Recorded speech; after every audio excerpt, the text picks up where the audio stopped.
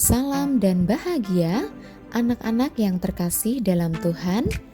Jumpa lagi bersama saya, Ibu Ellen Dwi Ratnasari, pengajar pendidikan agama Katolik di SMA Negeri 2 Mejayan, Kabupaten Madiun. Yang pertama, marilah kita mengucapkan syukur atas anugerah kesehatan yang diberikan Tuhan Yesus kepada kita, sehingga pada hari ini kita dapat melaksanakan pembelajaran agama Katolik dengan keadaan sehat dan penuh dengan cinta. Semoga sepanjang hari ini kita diberkati Tuhan dan diberikan kerendahan hati. Dalam pelajaran yang lalu, kita sudah mendalami bersama makna dari manusia makhluk pribadi dan menempatkannya dalam martabat yang luhur sebagai citra Allah. Pada pertemuan kali ini, kita akan belajar tentang manusia sebagai makhluk otonom. Sebagai makhluk otonom, manusia mempunyai kebebasan untuk menentukan sikap. Dengan kata lain, ia adalah makhluk yang mandiri. Termasuk di dalamnya adalah soal hati nurani. Nah, pernahkah kalian mengalami pergumulan atau pergulatan ketika hendak melakukan sesuatu tindakan? Menurut kalian, apa yang menjadi penyebabnya? Kemudian, bagaimana sikap kita yang seharusnya? Setelah selesai pembelajaran ini, kalian diharapkan mampu memahami peran dan fungsi suara hati, bersyukur kepada Allah atas karunia suara hati, disiplin terhadap suara hati, dan mewujudkan suara hati dalam hidup sehari-hari. Selanjutnya adalah pengertian suara hati. Kata suara hati mengacu pada istilah consentia dalam bahasa Latin atau conscience dalam bahasa Inggris yang berasal dari kata conscio.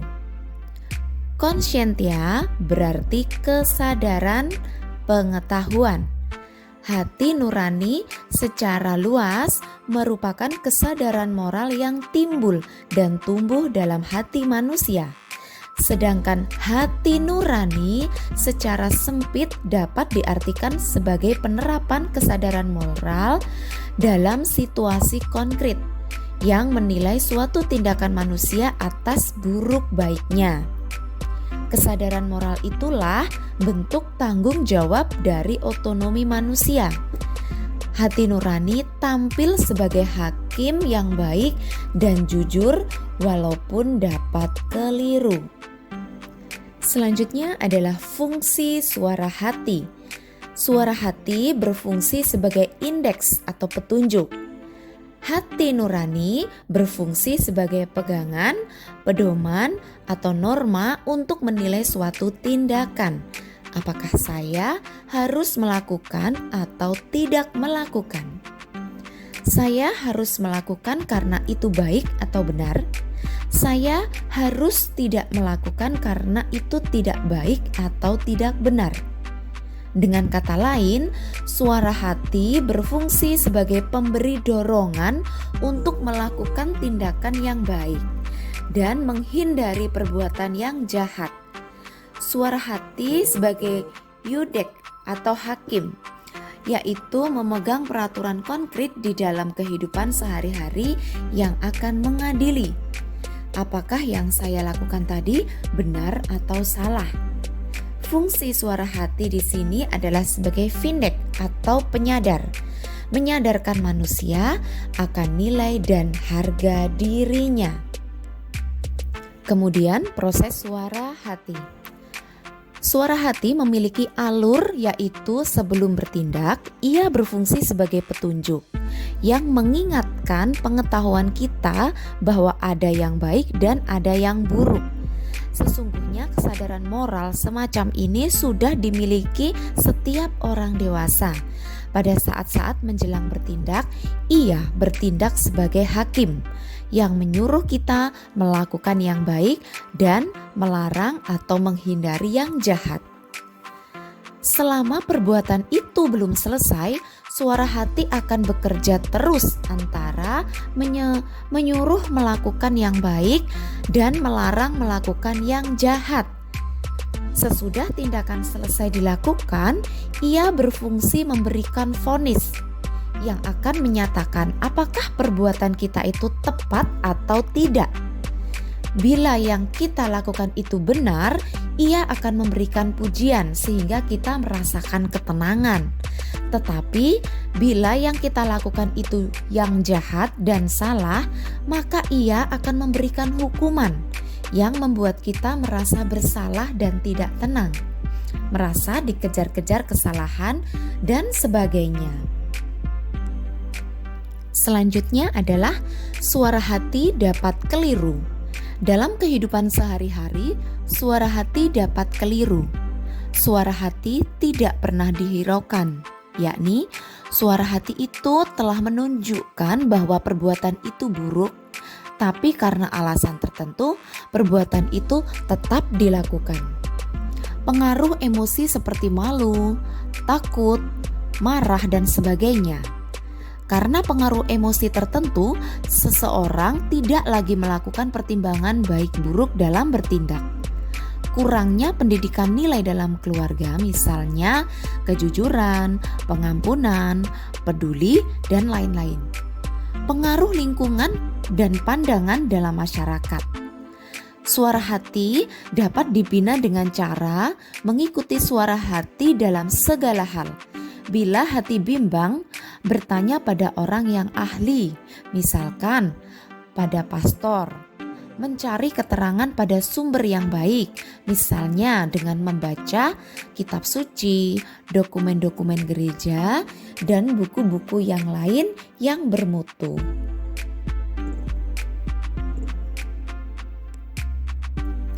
Contoh suara hati yang keliru: kebiasaan menyontek, pergaulan bebas, kebiasaan KKN, praktek kebencian antar sara, egoisme, dan gengsi. Nah, dan ini adalah cara membina suara hati, yaitu bersikap terbuka, selalu berbuat mengikuti suara hati, mencari keterangan pada sumber yang baik, bertanya, membaca kitab suci, dan mendengarkan ajaran agama, mengikuti kegiatan rohani, dan introspeksi atau meneliti batin. Suara hati dalam ajaran Gereja Katolik.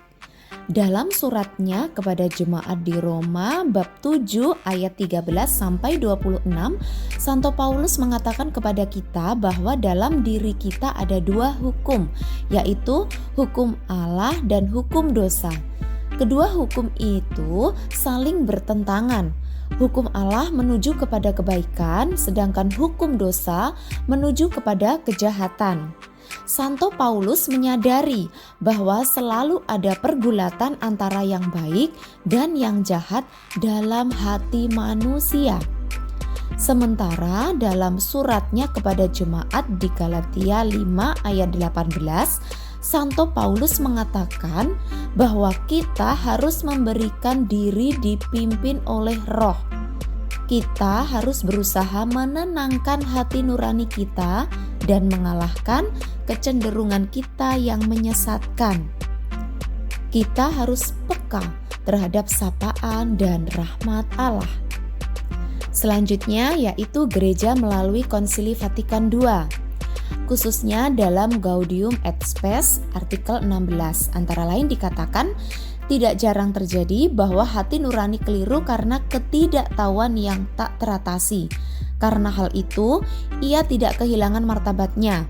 Hal itu sebenarnya tak perlu terjadi kalau manusia berikhtiar untuk mencari yang benar dan baik. Itu artinya manusia tidak boleh tunduk dan mengalah pada situasi yang membelenggu suara hati. Dengan bantuan Roh Allah, kita dimampukan untuk mengalahkan kekuatan dahsyat yang menguasai suara hati kita, yang oleh Santo Paulus dinamai kuasa atau keinginan daging. Dalam Katekismus Gereja Katolik 1778, suara hati atau hati nurani adalah keputusan akal budi, di mana manusia mengerti apakah satu perbuatan konkret yang ia rencanakan, sedang laksanakan, atau sudah dilaksanakan, baik atau buruk secara moral. Dalam segala sesuatu yang ia katakan atau lakukan, manusia berkewajiban mengikuti dengan seksama apa yang ia tahu, bahwa itu benar dan tepat. Oleh keputusan hati nurani manusia, mendengar dan mengenal penetapan hukum ilahi. Kesimpulan, kelompok yang paling rentan mendapat pengaruh hati nurani adalah kaum muda, karena mereka sedang dalam upaya pencarian jati diri. Oleh karena itu, harus mendapatkan pendampingan, sehingga tidak salah dalam mengambil keputusan dalam hidupnya. Mereka harus belajar membuat keputusan dengan mendengarkan suara hati atau hati nuraninya. Lewat hati nuraninya yang bersih, setiap orang dipanggil untuk bekerja sama memecahkan persoalan-persoalan dalam masyarakat. Sehingga persoalan-persoalan dalam masyarakat dipecahkan pertama-tama melalui dialog yang dilandasi hati nurani. Karena hati nurani adalah hukum yang ditanam oleh Allah. Selanjutnya adalah refleksi akhir. Suara hati adalah tempat di mana Allah membisikkan apa yang boleh kita lakukan dan apa yang tidak boleh kita lakukan. Maka menaati suara hati sama artinya menaati Allah sendiri. Ketaatan kepada suara hati atau ketaatan kepada Allah itu perlu dilatih mulai dari hal-hal kecil. Banyak orang tahu bahwa berbohong itu tidak baik, tetapi banyak orang terbiasa melakukannya. Kalau kebiasaan itu tidak dikikis sejak awal, maka kebiasaan tersebut akan terbawa seumur hidup. Awalnya berbohong kecil-kecilan, kemudian bisa menjadi bohong besar dan penipuan. Dan kita telah sampai di aksi nyata, yaitu kerja kelompok. Sekarang kalian silahkan masuk dalam kelompok kecil. Kemudian coba perhatikan tugas kalian dalam kelompok, yaitu membuat moto yang mengungkapkan keinginanmu untuk bertindak sesuai hati nurani yang benar, dan membuat sebuah doa mohon kehendak yang kuat untuk selalu bertindak sesuai dengan suara hati. Setelah itu presentasi. Jadi masing-masing kelompok mempresentasikan hasil diskusinya. Setelah itu bisa melaksanakan umpan balik, yaitu melakukan tanya jawab antar kelompok atas hasil presentasi kelompok. Akhir kata, selalu semangat, tetap jaga kesehatan, dan mari kita selalu menjaga suara hati untuk yang terbaik bagi hidup kita sebagai orang beragama.